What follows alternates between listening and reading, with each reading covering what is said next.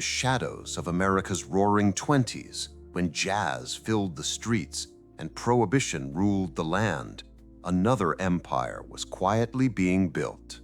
One not founded on liberty or dreams, but on blood, loyalty, and power. This is the story of how the Sicilian Mafia crossed the ocean and became the most feared criminal organization in American history. To understand how the Mafia took root in the United States, we must first return to where it all began, Sicily. In the 19th century, Sicily was a land of oppression and poverty. The people didn't trust the government, and justice was often a matter of personal vengeance.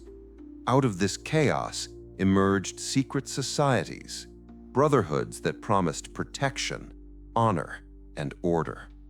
They called themselves Cosa Nostra, our thing.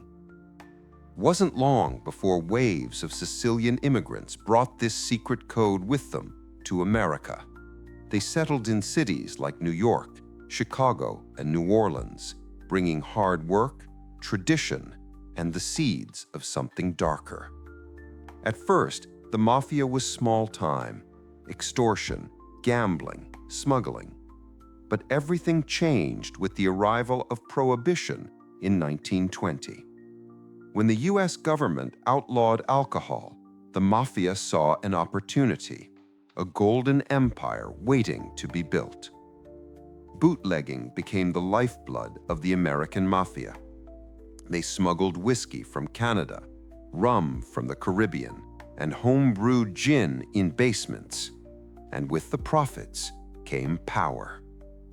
In New York, 5 families rose to dominance: the Bonanno, Colombo, Gambino, Genovese, and Lucchesi families.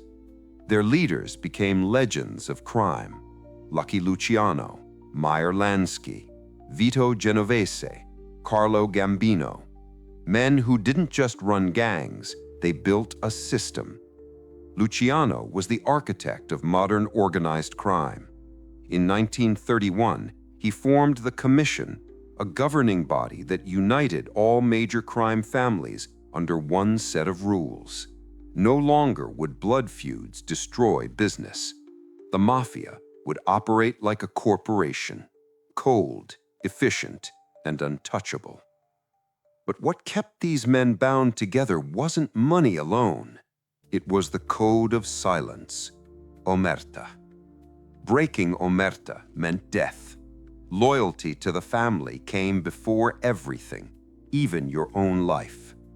Initiation into the Mafia was a sacred ritual. A gun, a saint's image, and blood. A finger was pricked, a drop of blood fell on the burning saint, and the oath was sworn. As this image burns, so will my soul burn if I betray the family. For decades, the Mafia ruled America's underworld.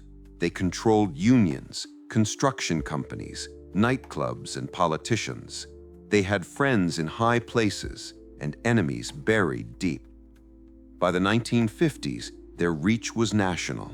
From the casinos of Las Vegas to the docks of New York, from the streets of Chicago to the Florida coast, the Mafia's hand was everywhere. But absolute power always comes with a price. In 1957, in the small town of Appalachian, New York, police stumbled upon a secret meeting of top Mafia bosses. Over 60 gangsters were arrested. The illusion of secrecy was shattered. For the first time, the U.S. government officially recognized the existence of the Mafia. Then came the rise of J. Edgar Hoover and the FBI's Organized Crime Task Force.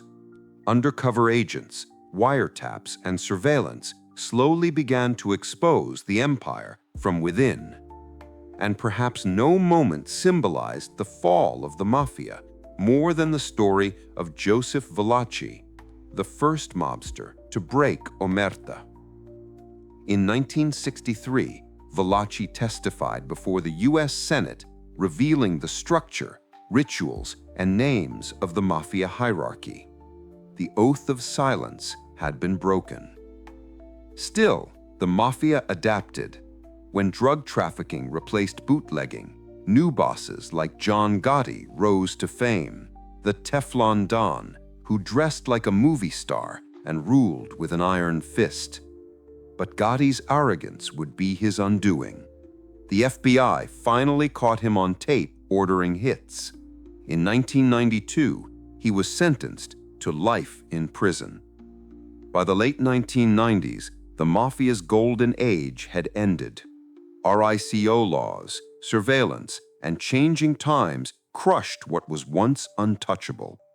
But make no mistake, the Mafia never truly disappeared.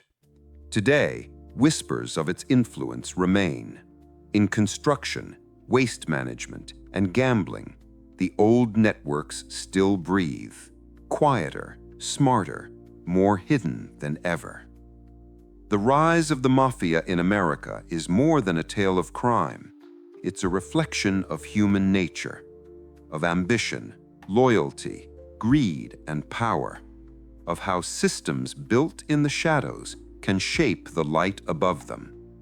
And maybe that's why we can't stop being fascinated by them. Because deep down, the story of the Mafia isn't just about criminals, it's about us. This was the rise of the Mafia in America. If you enjoyed this exploration of power and psychology, make sure to subscribe and turn on notifications. More untold stories of history and the human mind are coming soon.